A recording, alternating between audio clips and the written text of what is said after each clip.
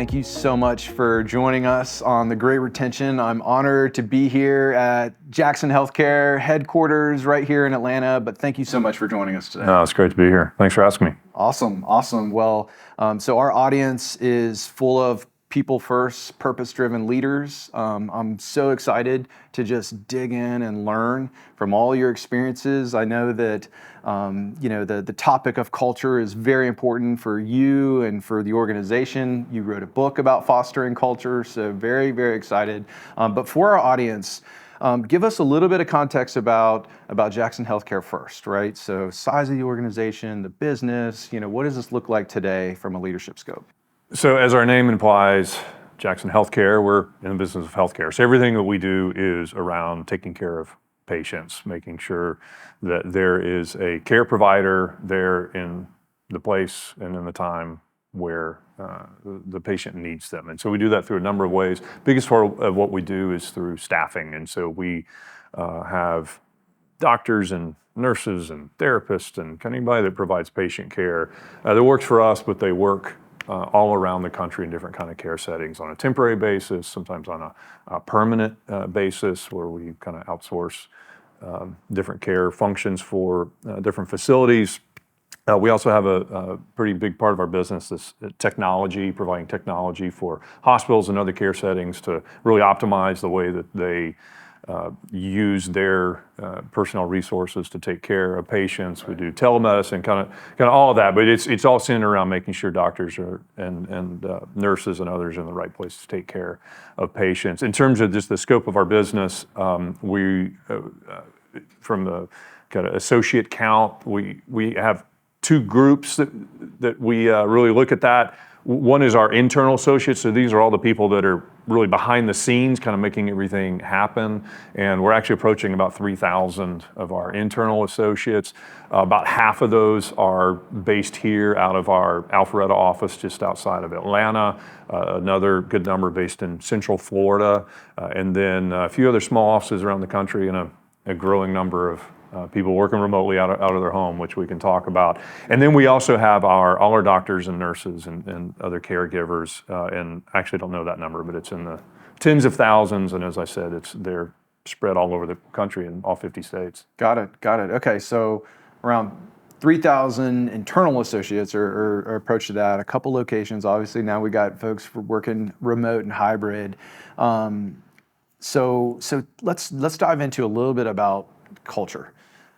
I know this is really important to you from a leadership perspective. So tell us a little bit about what does culture mean at Jackson Healthcare? What does this mean to the 3,000 associates internally, right? And potentially even to the professionals that you're placing as well. But give us a little bit of what that looks like to you as a leader, but also here at Jackson Healthcare. Sure, and as you mentioned, I wrote a book on this, so I'll try to give you the really short version and not the whole book version.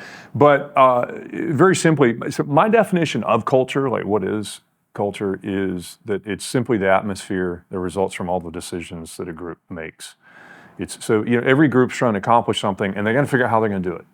It's like, well, we're going to do this, or we're not going to do that, right? And you're talking about culture when you say things like, oh, we would never do that here, right? Or let me show you how we do that, right? And so, every group, team, company, business, whatever, they have to answer essentially the same questions, like what are we trying to do and how are we going to do it? Right. But they all answer them differently, right? Two businesses in the same industry, they function very differently. Two families, the way that they do things are very differently, right? And so all of that comes from these just set of core values and beliefs that the people in the group have. And all of that kind of rolls up into what I just call the atmosphere. It's like, what does it feel like to be part of this group? Based on the way we do things, does it feel liberating and freeing? Does it feel empowering? Does it make you feel oppressed or restricted? Or what is that? And it's just based on how we behave. And so, for us here, understanding that all those decisions are based on the group's values, these things that we hold really dear to us that really impact our behavior, is just making sure there's great clarity on what that is here so that people understand how to behave and more importantly, why. Yeah. No, I love the idea of all these decisions are being driven based on values that create this atmosphere, right? And when I drove into the campus, beautiful campus, I was welcomed. The parking garage was just a right next to where I'm going. So it was very welcoming. So I feel that atmosphere right from the beginning, which is, I'm delighted. So I love that, in terms of just my own personal experience. But what my question here is like, so when you're bringing on, now thousands of internal associates, how do you pass down those values? How do those values come to life? Right? If I'm coming in, I'm out of school, this may be my first career job, professional opportunity. How do I start to understand what those values mean to me? Well, I think, first of all, one of the things we try to do in terms of, your last question of how do I understand what those values means to me, is that the first thing that we're trying to help people understand is if there's alignment, right? So, and when I say alignment between the organization's values, the team's values, and my personal values, which implies that you have to know two things. First of all, you have to have great clarity on what the organization's team values are. And so we have really spent a lot of time trying to distill all these values, beliefs, and everything into something that's really clear to understand. And one of my goals, even in our talent acquisition process, is that I want people to just going through our website or through the application process before they even apply here, to know this is what this company is about, right? And so they know that, like, not only is this what this company's about, but they're pretty serious about it. So if that doesn't resonate with me, like, I don't even want to apply there, right? And so you only get people selecting into the process if they have some kind of real core connection with the values. But the second thing that it requires is that I know what my values are, right? I have to not only understand what this group, what their values and beliefs are, I have to know what mine are in order to know if there's a connection. And what I've found is that most people don't know. If you ask someone, like, what are your values? I mean, they'll come up with something. They'll probably tell you what they think you want to hear, but it's just simply because most of us don't think deeply enough as often, or what we just don't ask ourselves that question, like, well, what are those things that really, really drive me? What are those things that are just non-negotiable to me that I'm not willing to change? Like, and so one of the things that we try to do as soon as people get here is help them go through a process to understand what are those core values for them. So if they've never thought about it before, they can immediately, as soon as they get here, say, like, I know what this group's about. Is that what I'm about? And then if you can make that connection, then you get a group of people who are really in sync about the most important things in their life and how they view all those decisions about what do we do and what do we not do.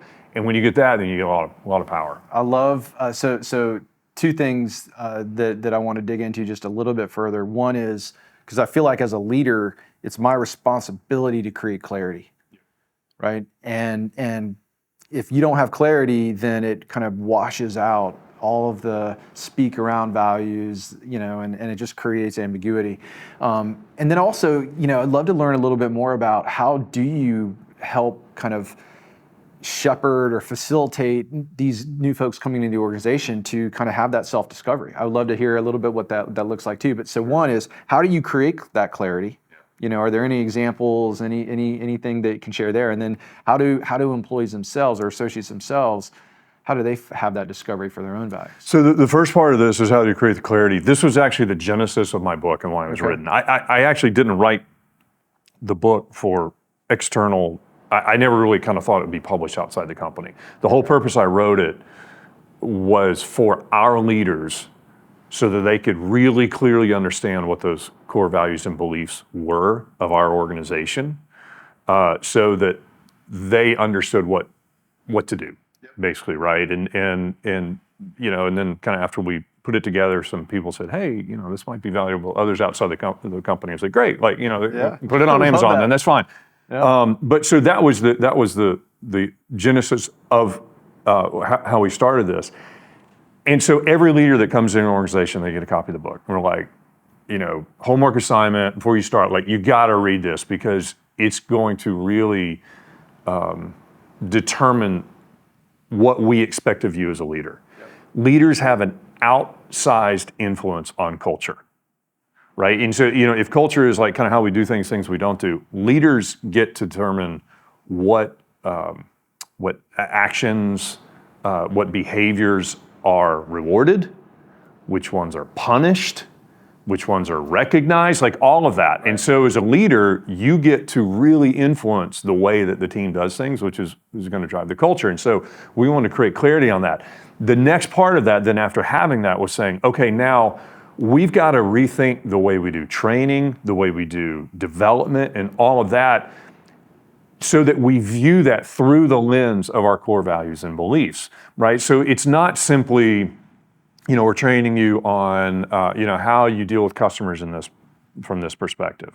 It's not merely on, as a leader or manager in an organization, how are you handling, talent review? How are you handling development? Like all that sort of thing. Yeah. It's through the lens of our values. Now, how do you apply those in this situation? And so this is an ongoing thing for us. I just had a meeting literally last week with all our heads of HR, and we were talking about this.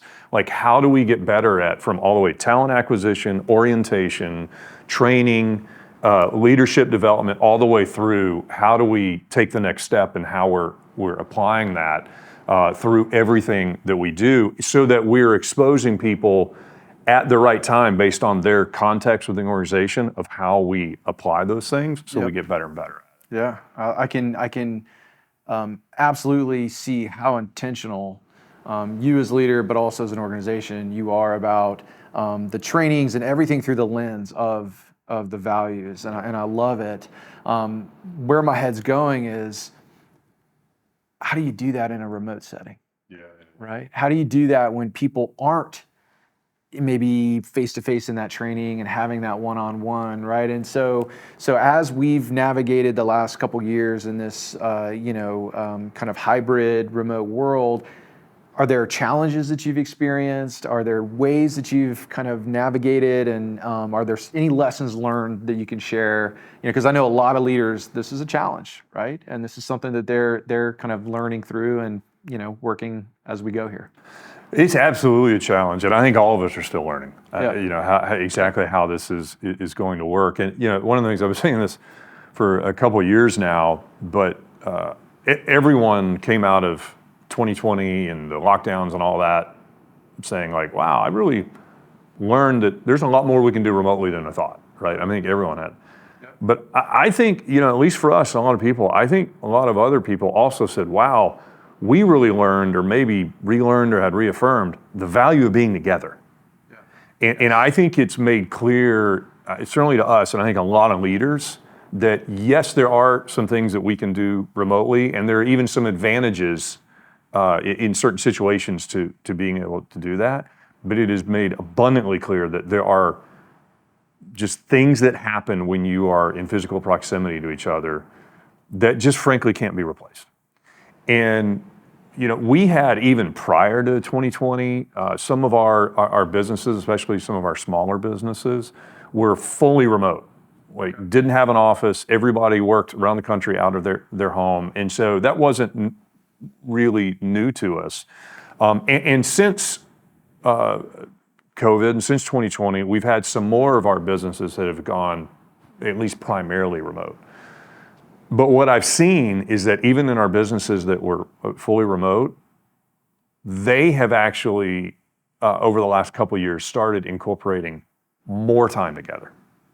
Whereas before, they may just be remote all the time. They've now said, hey, we need to be together like at least quarterly, where everyone's in the same room, wherever, and that sort of thing. And so, I do think that for a lot of organizations, hybrid is where this is going to go, where we're going to say like, yeah, there certainly is great reasons to allow people to have the flexibility, the ability to focus, maybe kind of in distributed environment, remote environment.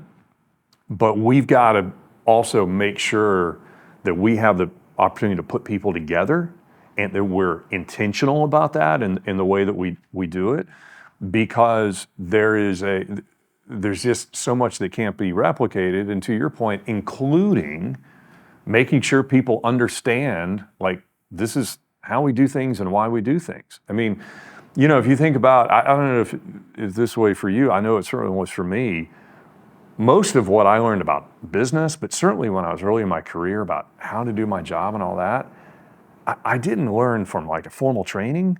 I learned because I got to sit and hear somebody else do it. Absolutely. I mean, the person like across the cube, I'd hear them say something on the phone to somebody and go like, oh, that makes sense. Or sitting in the meeting where I'm not really contributing, but I get to hear kind of other people do that, and then it's the meeting before the meeting and the meeting after the meeting, like walking out and going the like, elevator ride hey, up. hey, can you tell me like, why did you do that? Whatever. And I was thinking about this actually the other day.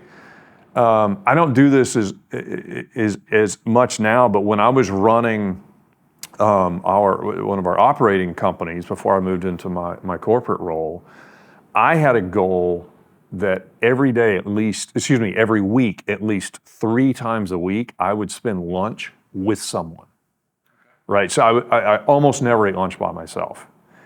And it was purely because of just the value of that informal time, of just being able to sit down with somebody across a meal and go, hey, tell me what's going on, right? And that is, I mean, so much training, so much happens there. And it's maybe not impossible, but it's difficult to do remotely. And so in terms of what are we telling people, we're just, like with our leaders are saying, who are working with people that are either entirely or largely remote, you just have to be so much more intentional about how often and how you're communicating with people, because you have lost the benefit of that serendipitous time. Yep. The before and after. Yep. Yeah. Yeah. And previously you'd shared that for new hires. So I know that I hear a lot of associates, they may be coming out of school, right? Maybe younger demographic. They're actually in person for the first week, 2 weeks. So tell us a little bit about that, the thought process around that. What's your experience been? Yeah, I mean, so for our largest companies have been pretty consistent on this, because they hire a lot of just people real early in their career, maybe right out of college, year or two out of college. And kind of depend on the role, but they've said like, hey, if you're in one of these entry level positions, maybe for 6 months or a year, or kind of depending on the position, how long, we want you here 5 days a week. And it's just a lot of it's because, we just said, we just recognize, especially early on in your career, you're learning not only how to do your job, you're learning how to be a professional. You're building your network, right?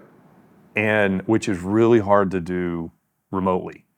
It was funny, we were talking about this before we started filming. I'm on the elevator riding up this morning, and I'm on the elevator with like, I think it's like 5 or 6 other of our very young associates, much younger than me.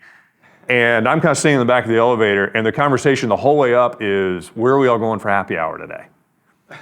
And I was so happy to hear it. I was like, because when I was 22 or 23 and, knew my job, whatever, that's what I was talking about on Fridays too.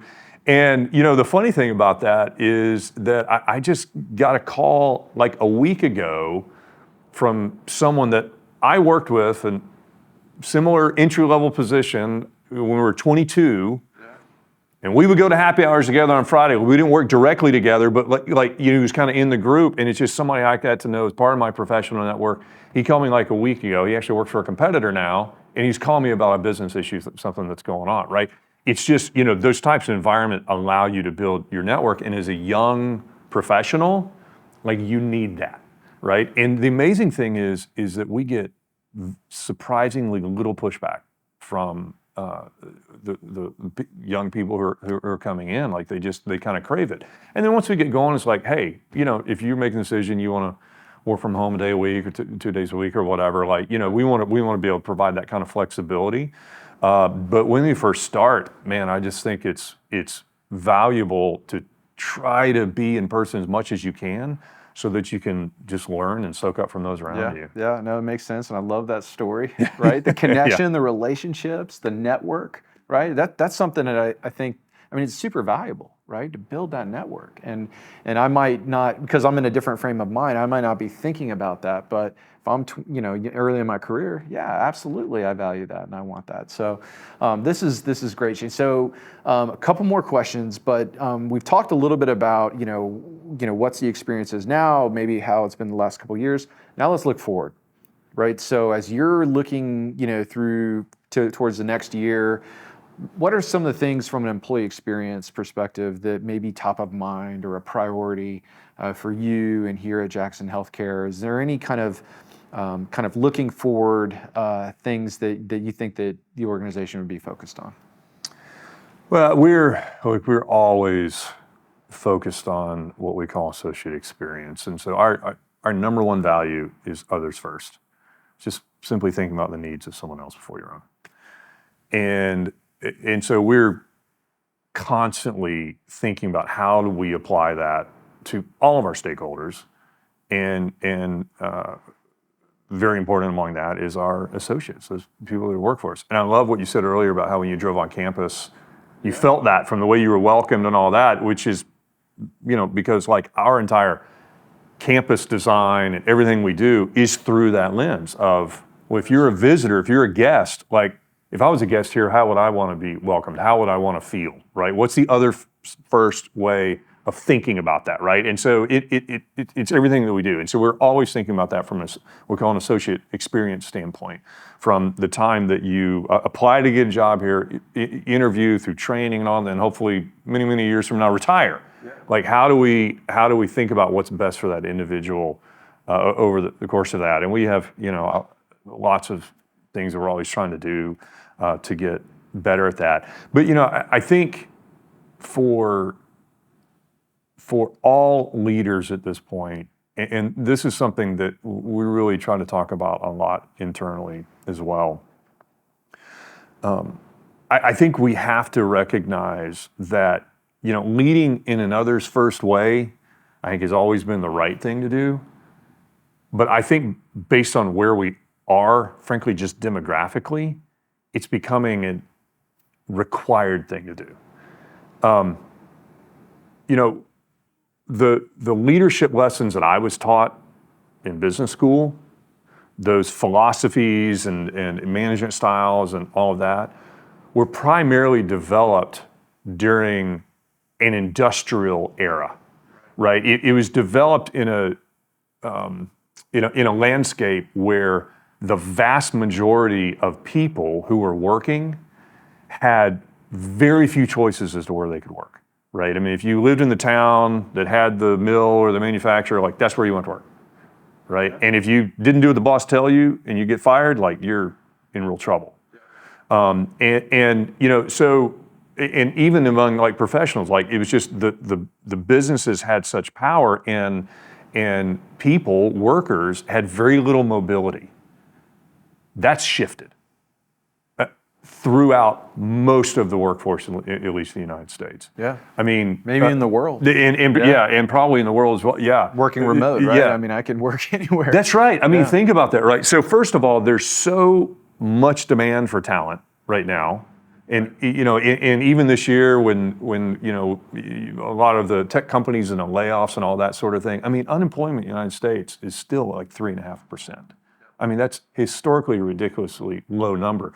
And especially for, specialized professionals, there's so much demand. And to your point, if you're thinking about someone that's working remotely, what's the switching cost to change jobs? Now tomorrow I just got to log into a new, network. Right. Right. Nothing has changed. And so as a leader, our mindset has to completely change to these people have to do what I tell them or else. To I have to serve these people Otherwise, they're not going to choose to follow me. And so, like, and I have a chapter in my book on this, but one of the things that we talk about here is that our associates, our employees are volunteers and leaders are stewards. Meaning, certainly you're paying the people that work for you, so not volunteer from that perspective, but they are voluntarily choosing to wake up this morning and come work here, right? They have choices. They could go other places. They're choosing to come here. And what they're really choosing to do, if you think about it, as a leader, is say, hey, I'm going to voluntarily work for you, which means I'm going to put my time, my energy, sometimes my emotions, my confidence, my career, like all of it, I'm putting in your hands. I'm going to allow you to direct me, to tell me what to do, because I trust that you're going to do it in a way that's in my best interest and hopefully the best interest of others as well, which as a leader, as a manager, is an incredible responsibility. And that's why I say leaders are stewards over these things that the people that they're leading have put in their care. And, look, I think it's obviously a very wise way to lead, but I think that just the demographics of what are happening in our country and the way that work functions today is a requirement. And so in terms of what's coming in the future, I think all leaders are going to have to be just really focused on how do I do what's in the best interest of the people that I'm leading. Otherwise, they're not going to have anyone left to lead. And then you're not going to be able to run your business. That's right. So it all comes down to actual business performance if you can't attract and keep the best people. So love this perspective, Shane. This has been wonderful. Yeah. Thank you so much for sharing this knowledge and just all the experiences, lessons from the book as well. Yeah. So as we wrap up today for our audience, one of the things that we always like to do is just leave them with an actionable next step or a practical piece of advice that hopefully leaders can take and apply to their own teams and organizations, whether they're remote, hybrid, all around the world, or all in the office together. So anything come to mind as what would be that insight that you may be able to share with our audience today? So one of the phrases that I really like, and I think this is kind of a easy thing that any leader can start applying immediately. But one of the phrases I really like is, let me tell you why I did that. Right? And so if you think about, like from a training perspective, a development perspective, you can teach people what to do, but if they don't understand why they do it that way, when the circumstances change or they're faced with something, kind of new context or whatever, they're not going to know what they need to do in that situation. If they understand the philosophy behind it, the belief behind it, the strategy behind it, then they can take that and they can apply it across a lot of different situations. And as organizations, that's what we want. Like, we want people who we don't have to monitor everything they do because they just get it. They know what we're trying to accomplish, the way we think things ought to be done, and so they can go handle that. From a culture perspective, this is an incredibly powerful phrase. And so for leaders, this is just something I encourage them all the time. When you're in a meeting, when you're making the decision, when you kind of whatever is, whether it's with a team or somebody that you're training, developing, is don't just say like, okay, hey, I'm the leader, I'm making the call, this is what we're doing. Yep. After the meeting, say, hey, let me tell you why I just did that. Because this happened, I've learned this is the way I think about that.